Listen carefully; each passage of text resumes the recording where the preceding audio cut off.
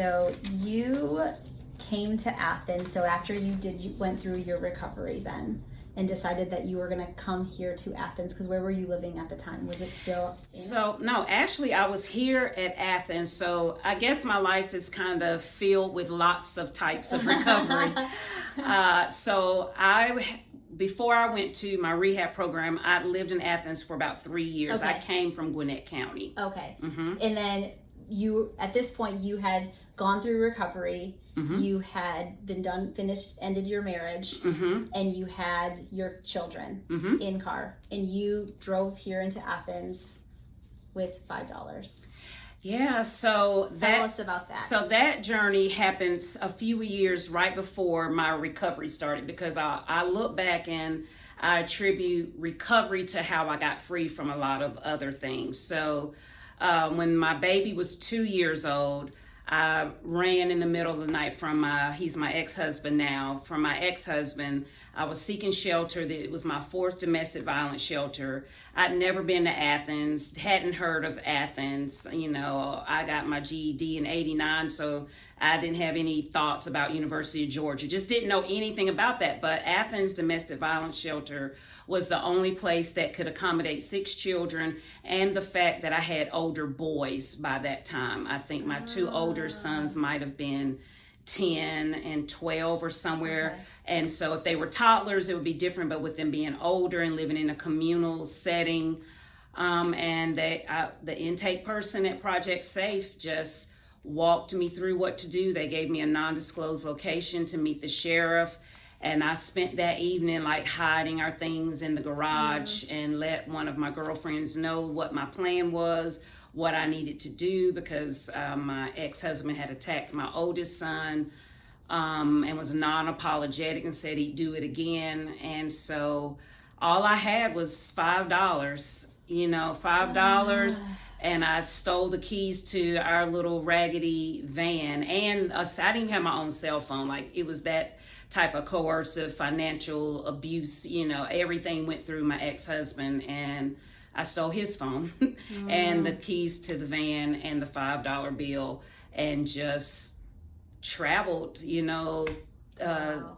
through Gwinnett County to the Tin Loop, and met the sheriff that night. And I remember my son brought this up recently, how I sent one of them in the store to get some things, and it was like 3 a.m., but I needed to talk to the sheriff first. The other children were so young, they didn't understand what was going on. But my older son just told me this last month that he knew, the 2 older ones, they knew what was happening, Wow. They knew, but they were just glad that we were getting away. So Athens became home for me. Wow. At that And time. you've been here in Athens for how long now? So the baby's 19, so I've been here for 17 years. 17 years.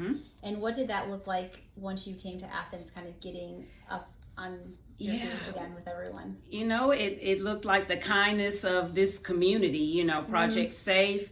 I remember having a dog still at my home in Gwinnett County, and I was panicking over what was going to happen to the dog, and they helped me with gas to get back once or twice to check, and then found a family in Winder that adopted my dog, so that took away a lot of my anxiety. And then it was just a fresh start, this little 350 square foot room for 6 children and a mama, but it was clean and it was mine.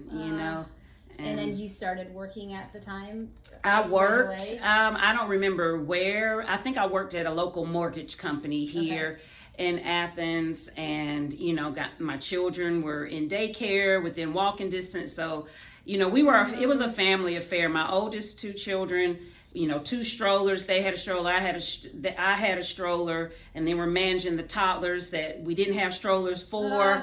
And we're just walking, getting to the daycare, getting from point A to point B, because that van conked out like 3 weeks after I got here, to Athens. And it was just a slow process of, 6 months in a safe house, and then public housing here in the area. But I was still caught in the cycle of that abuse, so I went back to my abuser multiple times during that journey. But once I went away, found recovery, it built up my confidence. It healed so many areas within myself that 10 years ago I was able to finally walk away for good. And that was when life kind of began for me. 10 years ago. 10 years ago, yep. Wow. Shonda. Yeah. So I didn't do it on my own is what kind of the message I think in our Yeah. conversation and the work that I do today. I mean, there's a local place here that prepared food, so they would bring dinners to us at Project Safe. So that was a relief. I didn't have the finances to afford the food or I'm now working. I got the kids in daycare. We're all in counseling, doing all that so we could, it was grab and go. It was food that I could just pop in the oven and it would be ready, that someone had loved on that food and prayed over that food, and my older 2 boys were helping me. They were the co-parents really during that season of our lives.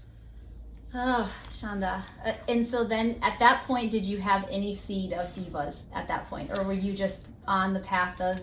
It was survival. That's what I was gonna say. Yeah. Was it still survival, or there was a seed at some It point? was survival, but because the door just sort of went back and forth, it's like I'd get myself stable and then the ex-husband would come back, and just sort of in and out, maybe 3 different times, 3 different homes.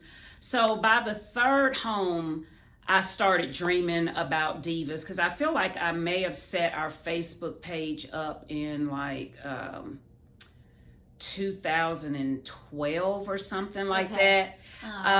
Because in my mind, I thought eventually I'm going to have the strength to keep this door closed. And the last home was a decent home with a couple of bedrooms. And I was like, all the boys are going to split between these 2 bedrooms, and then me and my daughter are going to be in my room, and these other 3 bedrooms, one was going to be for dance, one was going to be for prayer and worship and group, and one was going to be for art. Now, I didn't know that model was a model of recovery. I didn't know that. And even as I dreamt that, recovery was still a new thought for myself, but I still saw the suffering of other women, and I would always tell myself that I was kind of built for the pain, and in a way it was a healthy affirmation and unhealthy at the same time because I put myself at the end of that list of the one who needed to get the help, Oh, thanks for sharing that. I know it's not easy, and